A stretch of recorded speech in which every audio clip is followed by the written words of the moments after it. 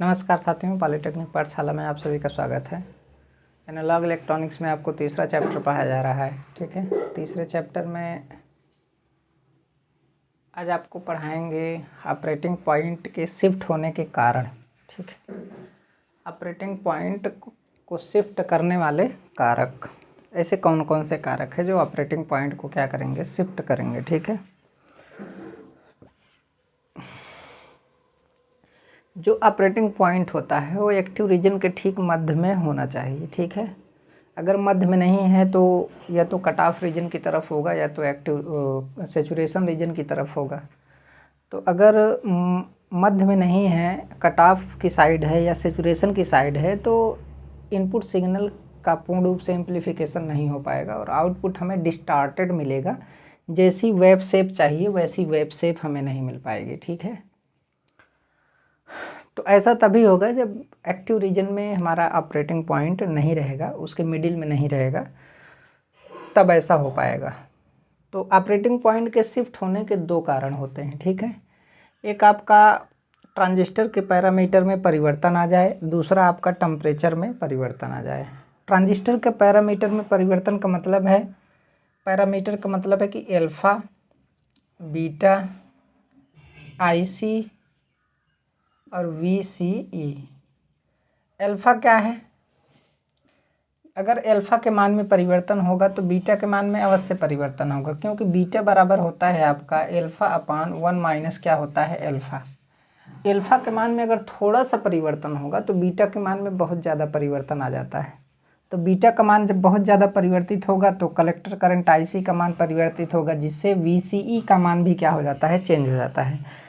तो IC और VCE की वैल्यू ही क्या होती है, ऑपरेटिंग पॉइंट होती है। तो जब इसका मान चेंज हो जाएगा तो हमारा जो ऑपरेटिंग पॉइंट है एक्टिव रीजन से शिफ्ट हो जाएगा, चाहे वो सेचुरेशन रीजन की तरफ जाए चाहे वो कट ऑफ रीजन की तरफ जाए। ठीक है, ये बात है। तो अब पैरामीटर में देखिए, अल्फ़ा की वैल्यू अगर थोड़ा सा चेंज हो रही है, अल्फ़ा की वैल्यू क्या हो रही है, अगर थोड़ा सा चेंज हो रही है तो बीटा की वैल्यू बहुत ज़्यादा चेंज होती है। मान लीजिए कि कोई एम्पलीफायर है, उसमें ट्रांजिस्टर क्या हो गया है, हमारा ख़राब हो गया है, तो मैं उसमें जो है एकदम सेम उसी रेटिंग का ट्रांजिस्टर मैं लगाऊंगा, उसी साइज़ का ट्रांजिस्टर, उसी रेटिंग का ट्रांजिस्टर मैं क्या करूंगा, लगाऊंगा। ट्रांजिस्टर का नंबर वगैरह सब कुछ वही सेम रहेगा। ठीक है, लेकिन फिर भी नया ट्रांजिस्टर लगाने पे उसके अल्फ़ा के मान में थोड़ा बहुत अंतर रह जाता है। ठीक है, थोड़ा बहुत अंतर रह जाता है। तो उसकी वजह से हमारा अल्फ़ा जब चेंज होता है तो बीटा का मान काफ़ी ज़्यादा चेंज हो जाता है। उसकी वजह से कलेक्टर करंट का मान चेंज होगा, जिसकी वजह से VCE का मान क्या हो जाता है, चेंज हो जाता है। जैसे मान लीजिए अल्फ़ा का मान पहले कितना है, अल्फ़ा का मान 0.99 है। ठीक है, तो बीटा का मान कितना आएगा, बीटा बराबर 0.99 बटे 1 माइनस 0.99 आएगा कि नहीं। तो अब यहाँ पे देखते हैं कि 0.99 बटे 1 में इतना घटाएंगे तो 0.01 आएगा। तो दशमलव हटा देंगे तो कितना आ जाएगा, 99 आ जाएगा। तो बीटा का मान कितना आ जाएगा, 99 आ गया। ठीक है, ये तो पहले था कि पहले वाले ट्रांजिस्टर का अल्फ़ा का मान इतना था तो बीटा का मान इतना आ गया। ठीक है, अब अगर अल्फ़ा का मान कितना कर दिया जाए, अल्फ़ा का मान 0.98 कर दिया जाए। सोचिए, एक ही पॉइंट कम किया गया है, यहाँ पर 9 था और यहाँ पर कितना हो गया, 8 हो गया। तो अब ये दूसरे वाले ट्रांजिस्टर, मैंने जो दूसरा ट्रांजिस्टर लगाया है, ये उसके अल्फ़ा का मान है। ठीक है, तो अब यहाँ पे अगर बीटा का मान आप देखेंगे तो 0.98 बटे 1 माइनस 0.98 आ जाएगा। ठीक है, तो इसको जब कैलकुलेट करेंगे तो कितना आएगा, 0.98 बटे 0.02 आएगा। तो ये दशमलव से दशमलव हट जाएगा और 2 का इसमें भाग हो जाएगा। ठीक है, तो कितना आएगा, 49 आएगा। क्या कहते हैं, 2 चौका 8 और 2 9 18। ठीक है, तो बीटा का मान कितना आ गया, बीटा का मान जो है 49 आ गया। सोचिए कि बीटा अल्फ़ा का मान जब 0.99 था तो बीटा का मान कितना आया था, 99 आया था। लेकिन बस थोड़ा सा चेंज हुआ है, बहुत माइनर चेंज हुआ है। उस कंडीशन में बीटा का मान आधा हो गया, बीटा का मान आधा % क्या हो गया, चेंज हो गया, मतलब 50% चेंज हो गया। तो अल्फ़ा के मान में थोड़ा सा भी परिवर्तन होने की वजह से बीटा का मान बहुत ज़्यादा क्या हो जाता है, चेंज हो जाता है। ठीक है, अल्फ़ा देखिए थोड़ा सा कम हुआ, बीटा और ज़्यादा कम हुआ, 50% क्या हो गया, कम हो गया।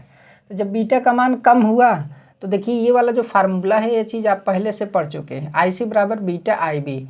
जब बीटा का मान हमारा क्या होगा, कम होगा, तो आई सी का मान ऑटोमेटिक क्या हो जाएगा, कम हो जाएगा। और जब आई सी का मान कम हो जाएगा तो वी सी ई का मान भी क्या हो जाएगा, कम हो जाएगा। ठीक है, तो जब आई सी और वी सी का मान चेंज हो रहा है तो ऑपरेटिंग पॉइंट सिंपल सी बात है क्या हो जाएगा, शिफ्ट हो जाएगा।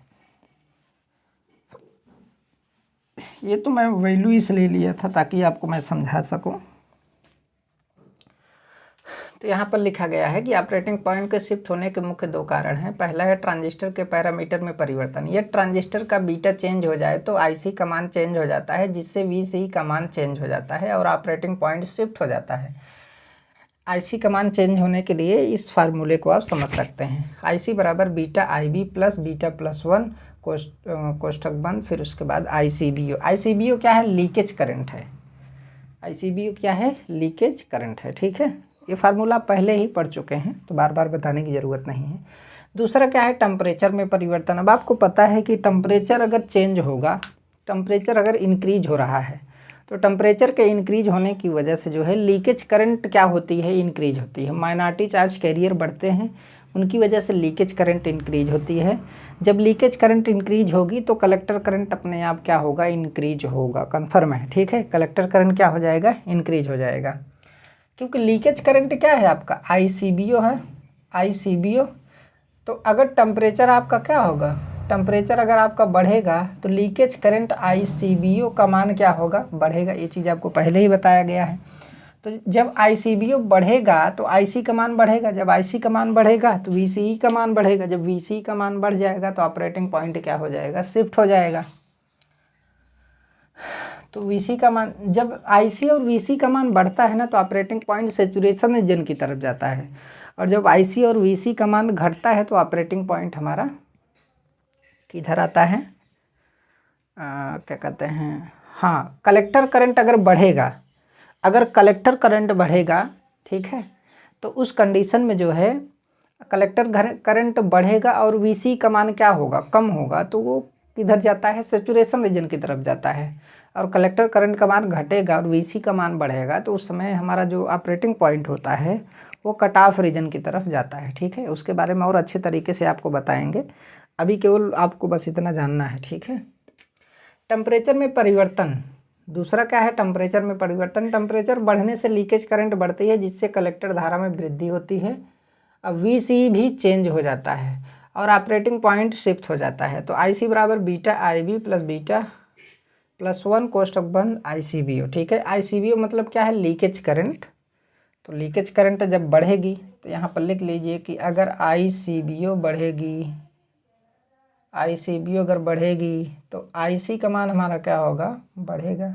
किससे बढ़ेगा, टेम्परेचर की वजह से। ठीक है, अब हम आपको पढ़ाएंगे need of stabilisation of Q point. जो हमारा क्यू पॉइंट है, ऑपरेटिंग पॉइंट है, उसके स्टेबलाइजेशन की क्या ज़रूरत है। ठीक है, उसके स्टेबलाइजेशन की ज़रूरत इसलिए है ताकि ऑपरेटिंग पॉइंट को, क्यू पॉइंट के एकदम मिडिल में स्थिर रखा जाए, वो बिल्कुल चेंज ना हो, चाहे टेम्परेचर में कितना भी परिवर्तन हो जाए, चाहे ट्रांजिस्टर के पैरामीटर में कितना भी परिवर्तन हो जाए। तो इन दोनों देखिए, इन दोनों पैरामीटर के परिवर्तन होने की वजह से जो है ट्रांजिस्टर का ऑपरेटिंग पॉइंट एक्टिव रीजन की वजह, एक्टिव रीजन में ना हो करके चाहे सैचुरेशन रीजन की तरफ चला जाता है और चाहे कट ऑफ रीजन की तरफ चला जाता है। लेकिन ट्रांजिस्टर के पैरामीटर में अगर परिवर्तन हो रहा है तब भी उसके ऑपरेटिंग पॉइंट पे कोई प्रभाव ना पड़े, उसका ऑपरेटिंग पॉइंट एक्टिव रीजन के ठीक मध्य में हो, तो यही उसका क्या कहलाता है, स्टेबलाइजेशन कहलाता है। ठीक है, तो उसके लिए हमें बाइसिंग सर्किट का यूज करना पड़ता है। तो डिफरेंट टाइप की बाइसिंग सर्किट को यूज करके हम ऑपरेटिंग पॉइंट को एक्टिव रीजन के ठीक मध्य में स्थिर रखते हैं। टेम्परेचर अगर चेंज हो जाए तो भी पैरामीटर चेंज हो जाए तो भी उसका ऑपरेटिंग पॉइंट एकदम एक्टिव रीजन के ठीक मध्य में ही क्या होगा, स्थिर होगा। तो उसके लिए हमें बायसिंग सर्किट क्या करना पड़ता है, यूज करना पड़ता है। ठीक है, तो यहाँ पर लिखा गया है need of stabilisation of Q point. तो स्टेबलाइजेशन वह प्रोसेस होता है जिसके द्वारा ट्रांजिस्टर के ऑपरेटिंग पॉइंट पर टेम्परेचर तथा ट्रांजिस्टर के पैरामीटर बीटा चेंज होने पर कोई प्रभाव नहीं पड़ता है। ठीक है, ऑपरेटिंग पॉइंट को एक्टिव रीजन के ठीक मध्य में रखने के लिए या स्टेबलाइजेशन के लिए बायसिंग सर्किट का क्या किया जाता है, यूज किया जाता है। बायसिंग सर्किट यूज करने से ट्रांजिस्टर पैरामीटर बीटा तथा टेम्परेचर चेंज का क्यू पॉइंट पर कोई प्रभाव नहीं पड़ता है। ठीक है, ये चीज़ है, लिखा गया है कोई प्रभाव नहीं पड़ेगा। टेम्परेचर चेंज हो रहा है या फिर बीटा चेंज हो रहा है, उससे कोई प्रभाव नहीं पड़ेगा। ठीक है, एक अच्छे बायसिंग सर्किट में निम्न बातों का होना आवश्यक है। एक अच्छे बायसिंग सर्किट में निम्न बातों का होना क्या होता है, आवश्यक होता है। निम्न बातों का होना आवश्यक होता है। पहला है क्यू पॉइंट को एक्टिव रीजन के ठीक मध्य में सेट कर देगा। दूसरा है ट्रांजिस्टर का पैरामीटर अल्फा बीटा चेंज होने पर भी क्यू पॉइंट एक्टिव रीजन के ठीक मध्य में फिक्स रहता है। अगर हम बायसिंग सर्किट यूज करेंगे तब क्यू पॉइंट पर टेम्परेचर चेंज होने का कोई प्रभाव नहीं पड़ता है। तो ये तीन बातें जो है बायसिंग सर्किट के अंदर होनी चाहिए, तब जा कर के हमारा ऑपरेटिंग पॉइंट एकदम एक्टिव रीजन के ठीक मध्य में क्या रहेगा, स्थिर रहेगा। ठीक है, अब उसके बाद हम लोग बायसिंग सर्किट पढ़ेंगे। अब इस चैप्टर में बस केवल हमें क्या करना पढ़ना है, बायसिंग सर्किट पढ़ना है। ठीक है, तो बायसिंग सर्किट के बारे में क्या करेंगे, देखेंगे। बायसिंग सर्किट, बायसिंग सर्किट में पहली बायसिंग सर्किट है फिक्स बायस सर्किट। तो फिक्स बायस सर्किट को पहले बना देते हैं, फिर उसके बाद जो है हम लोग देखते हैं। इसको मैं मिटा दे रहा हूँ।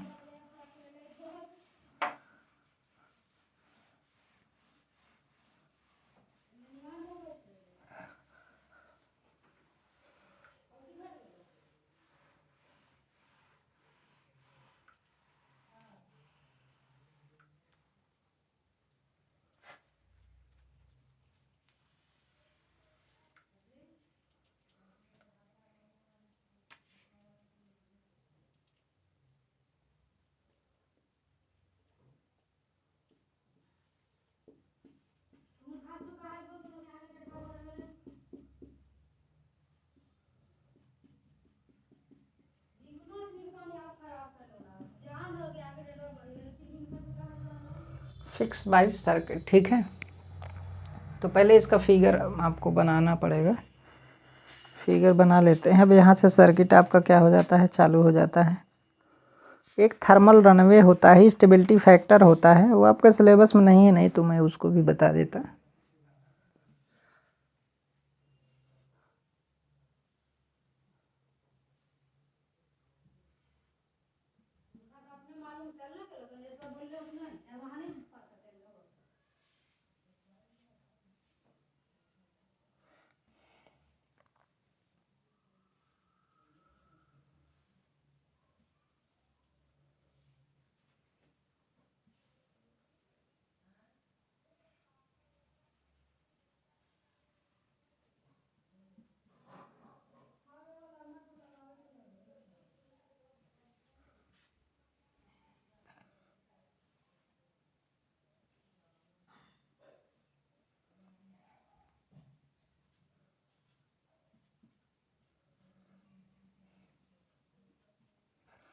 देखिए ये प्लस VCC है, तो इस प्लस की वजह से ये कलेक्टर जंक्शन को रिवर्स बायस में रखा गया है, और ये हमारा क्या है, माइनस पॉइंट है। ठीक है, यहाँ पे अर्थ कर दिया गया है, यहाँ पे क्या किया गया है, अर्थ किया गया है।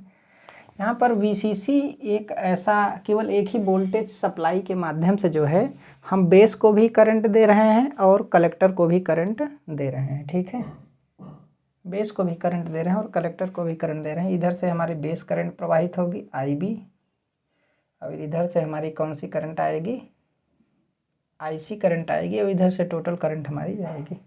और ये अर्थ जो है कैसे बना रहा है, ऐसे सर्किट कंप्लीट कर रहा है। अब जो टोटल करंट आई जाएगी वो ऐसे हो करके किस पे जाएगी, VCC के माध्यम से जाएगी। ठीक है, एक क्लोज सर्किट बन रहा है। अब यहाँ पे देखिए ये हमारा बेस है और क्या है, मीटर है, तो यहाँ पर जो वोल्टेज होगा VBE होगा। ठीक है, तो ये हमारा हो गया VBE, ये प्लस होगा आपका और ये क्या होगा माइनस होगा, क्योंकि ये अर्थ से जुड़ा हुआ है ना। तो ये हमारा क्या है फिक्स बाइस सर्किट। इस सर्किट में जो है V केवल एक ही बैटरी सोर्स के माध्यम से बेस को भी सप्लाई दिया जा रहा है और कलेक्टर को भी सप्लाई दिया जा रहा है। बेस को भी 22 वोल्टेज मिल रहा है और कलेक्टर को भी 22 वोल्टेज मिल रहा है, और कलेक्टर में करंट RC के माध्यम से फ्लो हो रही है VC के द्वारा, और VC के द्वारा ही RB के माध्यम से बेस में करंट फ्लो हो रही है। ठीक है, तो यहाँ पर वही लिखा गया है।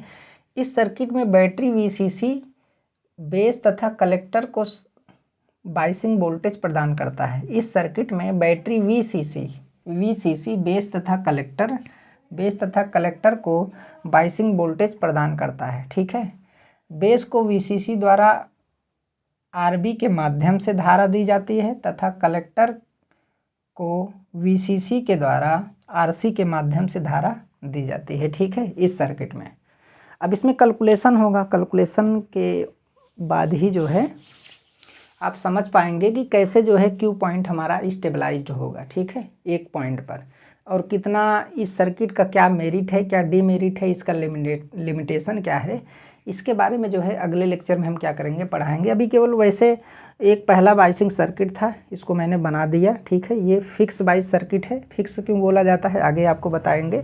इसमें एक ही बैटरी सोर्स के माध्यम से बेस को करंट दिया जाता है तथा कलेक्टर को भी करंट दिया जाता है। ठीक है, इसमें दो बैटरी का भी यूज कर सकते हैं, लेकिन दो बैटरी को लगाने की ज़रूरत क्या है, हम केवल एक ही बैटरी का क्या करेंगे यूज करेंगे। दो बैटरी लगाएंगे तो महंगा पड़ेगा। ठीक है, तो आज का क्लास यहीं तक, धन्यवाद।